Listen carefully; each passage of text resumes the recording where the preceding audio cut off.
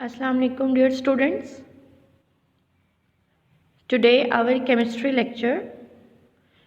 Our topic name is manufacture of urea and our unit is 8. Students आज हमने chapter number 8 का last topic जो है वो डिस्कस करना है, जो है manufacture of urea according to your smart syllabus. Start करते हैं अपना आज का लेक्चर।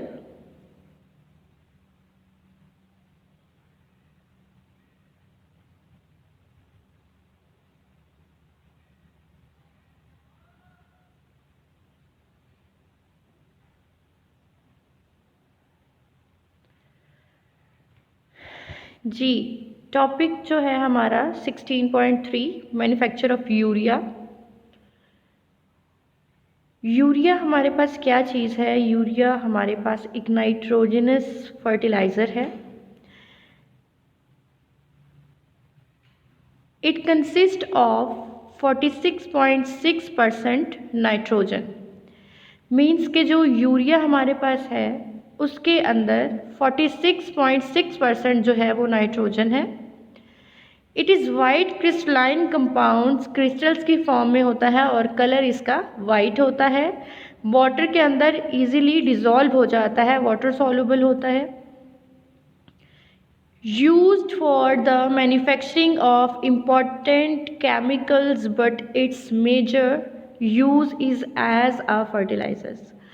यूरिया को हम बहुत से जो इम्पोर्टेंट केमिकल्स हैं उनकी मैन्युफैक्चरिंग के लिए, मींस के उनको बनाने के लिए हम यूज़ करते हैं।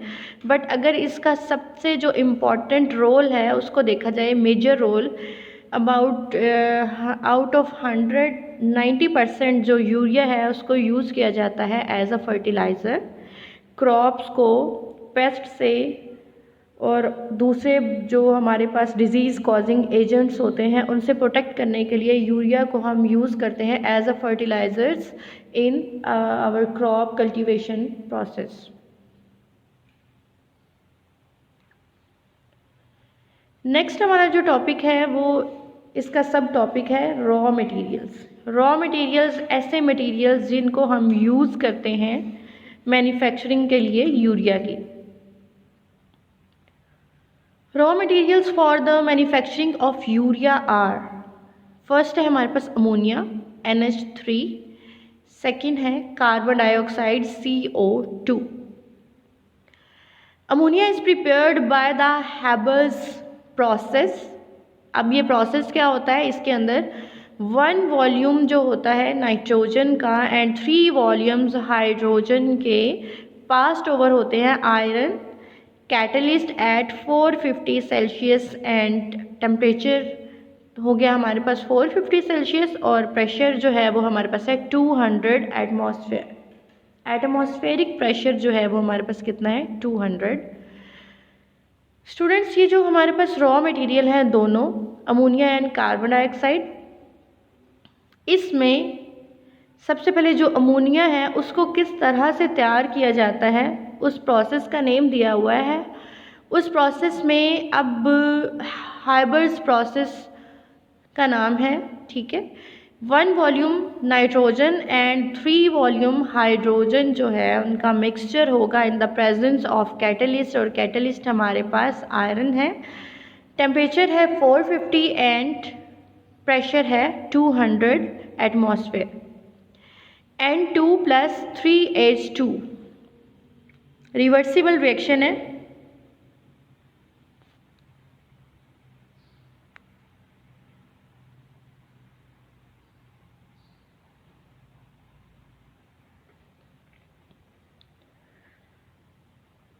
ये हमारे पास नाइट्रोजन है, इसका वॉल्यूम 1 हम लेंगे और हाइड्रोजन का 3 वॉल्यूम लेंगे और इन दोनों को जब रिएक्ट करवाएंगे तो हमारे पास आ जाएगा ammonia in the presence of iron as a catalyst.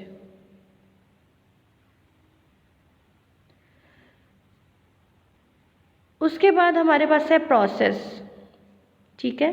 Process में अब हमने देखना है कि किस तरह से इसको तैयार किया जाता है। मैन्युफैक्चरिंग में कौन कौन सी स्टेजेस हैं, कौन कौन से रिएक्शंस हैं, कौन सी चीज़ जो या कौन सा केमिकल जो है किसके साथ रिएक्ट करता है और कौन से प्रोडक्ट्स जो है वो हमें प्रोवाइड करता है। सबसे पहले जो हमारे पास पॉइंट है वो है reaction of ammonia and carbon dioxide. अब नाम से ही इंडिकेट हो रहा है, इंडिकेशन है हमारे पास कि यहाँ पे जो रिएक्शन होना है वो between ammonia and carbon dioxide होना है, और यहाँ पे हमारे पास जो प्रोडक्ट आने वाला है वो आएगा ammonium कार्बोमेट। Carbon dioxide is passed through liquid ammonia. अब जो हमने अमोनिया इस रिएक्शन में यूज़ करना है उसकी स्टेट कौन सी है, लिक्विड स्टेट है। Under high pressure, pressure high रखना है to form ammonium कार्बोमेट।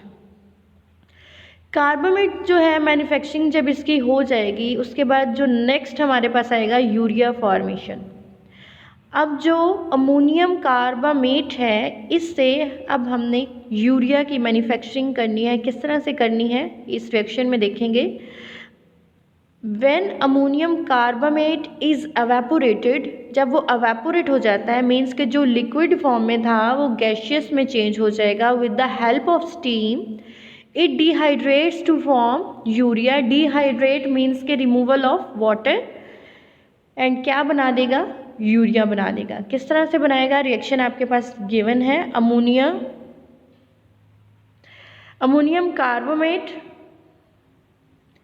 And react करने के बाद हमारे पास आएगा यूरिया। वाटर की डिहाइड्रेशन हो रही है, ये एरो जो है इसमें इंडिकेट कर रहा है कि यहाँ से जो वाटर है वो एवेपोरेट हो जाएगा in the form of heat या in the form of steam. Third point है हमारे पास ग्रैन्युलेशन ऑफ यूरिया। अब ये हमारे पास एक ऐसी स्टेज है जब जो लिक्विड यूरिया होता है वो एवेपोरेट होके क्या बना देता है, ग्रैन्यूल्स बना देता है। इस वजह से हम इसको कह रहे हैं ग्रैन्युलेशन ऑफ यूरिया, कि यूरिया जो हमारे पास लिक्विड फॉर्म में हमने स्टार्ट में जब रिएक्शन करवाया है लिक्विड फॉर्म में यूरिया को लिया था उसने एवेपोरेट हो जाना है और क्या बना देना है, granules. When liquid urea is sprayed from top of a tower under pressure and a hot current of air is introduced from the base। ठीक है, बेस से हॉट जो करंट एयर है और अंडर प्रेशर टावर के अंदर किस तरह स्प्रे जब किया जाएगा यूरिया का तो एवेपोरेट हो जाएगा लिक्विड उसमें जितना भी प्रेजेंट है और क्या बना देगा, ग्रेन्यूल्स बना देगा। This is stored to be marked. उसके बाद हमारे पास इसकी डायग्राम है।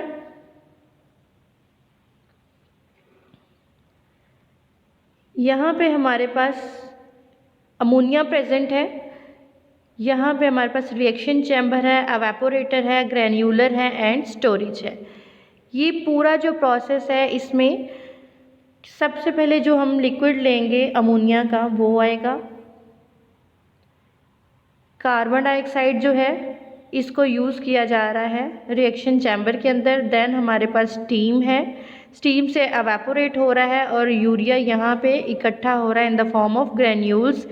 यहाँ पे अब हम इसको हॉट एयर जो है वो प्रोवाइड करेंगे और यहाँ पे हमारे पास जो यूरिया है वो स्टोर्ड हो जाएगा, स्टोरेज है यूरिया की यहाँ पे। उसके बाद स्टूडेंट्स हमारे पास इम्पॉर्टेंस आती है एंड स्टेटस आता है यूरिया का।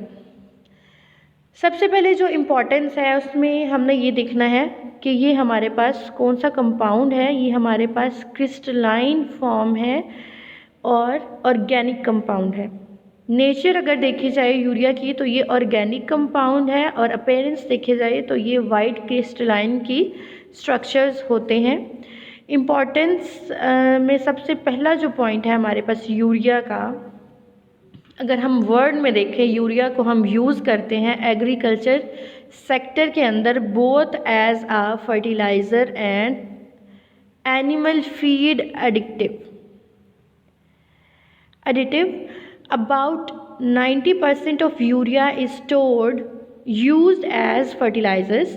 प्रीवियस जब मैंने टॉपिक ये स्टार्ट किया है तो मैंने आपको बताया है कि जो यूरिया है, अगर उसका मेजर रोल देखा जाए होल वर्ल्ड के अंदर एज अ फर्टिलाइज़र यूज़ होता है urea out of 190%. It has the highest nitrogen percent, इसके अंदर नाइट्रोजन की परसेंटेज बहुत ज़्यादा होती है, much higher than other nitrogenous fertilizers. Means कि जितने भी नाइट्रोजन फर्टिलाइज़र्स बहुत सी टाइप्स के हैं ना, तो यूरिया के अंदर जो फर्टिलाइज़र्स हैं नाइट्रोजनस के वो हायर होते हैं. It is harmless and is useful for all type of crops and soil.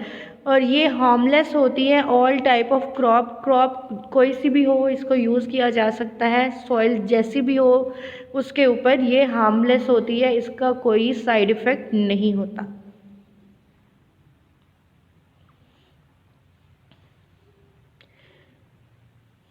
It is non-toxic, non-explosive, therefore can be stored safely. ये दो reasons हैं हमारे पास, non-toxic and non-explosive. That's why they can be stored safely, but it is very soluble in water and hygroscopic. Therefore, storage requires better packing. Water soluble होता है. Second point है हमारे पास, use as a raw material for the manufacturing of many important compounds. बहुत से chemical compounds ऐसे होते हैं जिनकी मैन्युफैक्चरिंग में as a raw material urea को यूज़ किया जाता है. थर्ड पॉइंट है हमारे पास, it is use to make explosives. Fourth, it is use in automobile systems to reduce the NOx क्या होगा, nitrogen oxides, pollutants in exhaust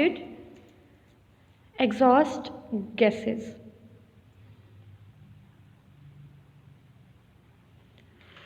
उसके बाद इसका स्टेटस है. स्टेटस में क्या होगा, about 6 urea manufacturing units in Pakistan. Pakistan के अंदर 6 यूनिट्स हैं ऐसे जहाँ पे यूरिया को प्रिपेयर किया जाता है, मैन्युफैक्चरिंग की जाती है. सबसे पहले जो हमारे पास है